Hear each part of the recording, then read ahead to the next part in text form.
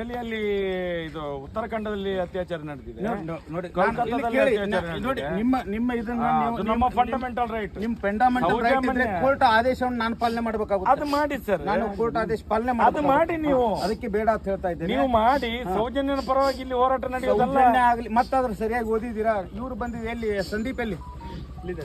ಸಂದೀಪ್ ಬಾ, ನಿಮಗೆ ತೋರಿಸಿದೇನಲ್ಲ, ಹೇಳಿದ್ರಲ್ಲ. ಅದ್ರಲ್ಲಿ ಏನಿದೆ? ಏನಿದೆ ಅವ್ರು ಕೇಳಿ. ನಾನು ಹೇಳಿದ್ರೆ ಯಾಕಂದ್ರೆ ನಿಮಗೆ ಇದಾಗುತ್ತೆ. ಪೊಲೀಸರು ಸರಿಯಾಗಿ ಹೇಳ್ತಾ ಇಲ್ಲ. ಅಲ್ಲಲ್ಲ, ಅವರು ಓದಿದ್ದಾರೆ, ಅವ್ರ ಮುಂದೆ ನಾನು 2 ಸರಿ ಓದಿ ನಾನು ನನ್ನ ಲಾಯರಿಗೆ ಕೇಳಿದ್ದೇನೆ, ನಿಮ್ಗೆ ಸೌಜನ್ಯನ ಬಗ್ಗೆ ಮಾತಾಡ್ಲಿಕ್ಕೆ ಯಾವುದೇ ಇದಿಲ್ಲ, ಮಾತಾಡ್ಲಿಕ್ಕೆ ಇಲ್ಲ. ಅಲ್ಲಿ ಓದಿದ್ದಾರೆ, ಅವ್ರು ಕೇಳಿ. ನೀವು ಚೆನ್ನಾಗಿ ಹೇಳಿ. ಯಾಕಂತಂದ್ರೆ ನಾನು ಮಾನ್ಯ ನ್ಯಾಯಾಲಯದ ಆದೇಶವನ್ನ ಉಲ್ಲಂಘನೆ ಆಗ್ಲಿಕ್ಕೆ ಬಿಡುವುದಿಲ್ಲ. ಅದೇ ಈಗ ಅದು ಇರುವುದು ಸೌಜನ್ಯನ ಇದಕ್ಕೆ ಇರುವಂತದ್ದು. ನೀವು ಬೇಕಾದ್ರೆ ವೆಕೆಟ್ ಮಾಡಿಸ್ಕೊಂಡ್ ಬನ್ನಿ. ಹಾಗೆ ಇದು ಸೌಜನ್ಯನ ಹೋರಾಟ ಅಲ್ಲ. ಈಗ ಪ್ರೆಸೆಂಟ್ ಹೋರಾಟ, ಯಾವುದೇ ಹೋರಾಟ ಇರಲಿ ತಾವಿಗೆ ಮಾಡ್ಲಿಕ್ಕೆ ಅಧಿಕಾರ ಇಲ್ಲ. ಈಗ ಅರೆ ಯಾರು ಹೇಳಿದ್ದು? ಕೋರ್ಟ್ ಆದೇಶ ಇದೆ. ಯಾವ ಕೋರ್ಟ್? ಹೈಕೋರ್ಟ್. ಹೇಗೆ? ಮಾನ್ಯ ಹೈಕೋರ್ಟ್ ಆದೇಶ ಸಾಧ್ಯವಿಲ್ಲ ಸರ್. ಮಾನ್ಯ ಬೇರೆ ಕೇಸಿಗೆ ಇಲ್ಲ. ಬೇರೆ ಕೇಸ್ ಆಗ್ಲಿ. ನಾವೀಗ ಹೋರಾಟ ಮಾಡೋದು ಎಲ್ಲಿದ್ದು? ಕಲ್ಕತ್ತಾದ ಕೇಸಿಗೆ ಹೋರಾಟ ಮಾಡ್ತಾ ಇರೋದು. ಬೇಡ ಬೇಡ, ತಾವು ಏನು ಯಾವುದು ಇದು ಮಾಡೋದು ಬೇಡ. ನಾನು ಹೇಳುವುದು ತಮ್ಮ ಒಳ್ಳೇದಕ್ಕೆ ಹೇಳ್ತಾ ಇದ್ದೇನೆ. ಅಲ್ಲ, ನಾವು ಹೋರಾಟ ಮಾಡ್ತೇವೆ, ನೀವು ಅರೆಸ್ಟ್ ಮಾಡೋದು, ಕೇಸ್ ಹಾಕೋದು ಅದನ್ನು ಮಾಡಿ. ಅದು ಸರಿ ಆಗುದಿಲ್ಲ. ಅದು ಮಾಡ್ಬೇಕು ನಾವು. ಯಾಕಂತ ಹೇಳಿ ಪ್ರತಿಭಟನೆ ಮಾಡ್ಬೇಕು. ತಮಗೆ ಈಗ ಆರ್ಡರ್ ಕಾಪಿ ಸಿಕ್ಕಿದೆ. ತಮಗೆ ಮಾನ್ಯ ನ್ಯಾಯಾಲಯದ ಆರ್ಡರ್ ಕಾಪಿ ಸಿಕ್ಕಿದೆ. ಏನ್ ಸಿಕ್ಕಿದೆ? ಅದು ಏನ್ ಸಿಕ್ಕಿದೆ ಅದನ್ನು ಓದಿ. ಸೌಜನ್ಯನ ಬಗ್ಗೆ ಮಾತಾಡ್ಲಿಕ್ಕೆ ಮತ್ತೇನು ಹೇಳಿದೆ? ಸೌಜನ್ಯನ ಬಗ್ಗೆ ಅದರಲ್ಲಿ ಮತ್ತೇನ್ ಹೇಳಿದೆ? ಏನ್ ಹೇಳಿದೆ? ನೀನ್ ಹೇಳಪ್ಪ. ನಾನು ಓದಿಸಿದ್ದೇನಲ್ಲ. ಅಂಥದ ಯಾವುದೇ ಘಟನೆ ಮತ್ತು ತಾವು ಹಾಗೂ ತಮ್ಮ ಹಿಂಬಾಲಕರು ಯಾವುದೇ ಒಂದು ಲೈಸೆನ್ಸು ಯಾವುದೇ ಇದನ್ನು ಪಡ್ಕೊಂಡು ಯಾವುದೇ ಇದನ್ನು ಮಾಡುವಂತಿಲ್ಲ. ಯಾವುದು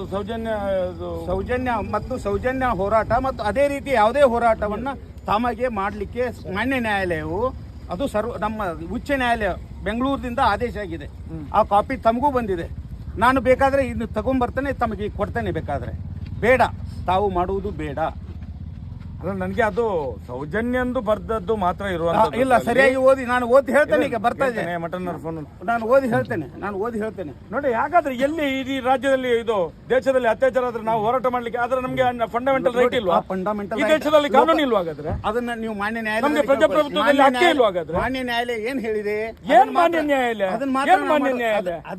ಯಾವ ನ್ಯಾಯಾಲಯ ಸ್ವಾಮಿ ಇದು? ಯಾವ ನ್ಯಾಯಾಲಯ? ಮಾನ್ಯ ಉಚ್ಚ ನ್ಯಾಯಾಲಯ ಹೇಳಿರುವಂತದ್ದು ಸೌಜನ್ಯನ ಪ್ರಕರಣದಲ್ಲಿ. ಮಾನ್ಯ ಉಚ್ಚ ನ್ಯಾಯಾಲಯ ಕರ್ನಾಟಕ ಸೌಜನ್ಯನ ಪ್ರಕರಣ ಹೇಳಿರುವಂತದ್ದು.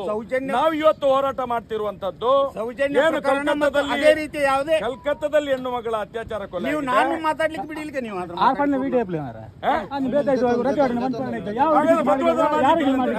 ಹಾಗಾದ್ರೆ ಅತ್ಯಾಚಾರ ಮಾಡ್ತಾನೆ. ಮಾತಾಡಕ್ ಹೋಗ್ಬೇಡಿ. ನಾವು ಕೂಡ ಇಲ್ಲಿ ಹಿರಿಯರಲ್ಲ, ಅವ್ರು ಕೂಡ ಮಾತಾಡ್ತಾ ಇದ್ದೇನಲ್ಲ, ಮಧ್ಯೆ ಮಾತಾಡುವಂತಿಲ್ಲ.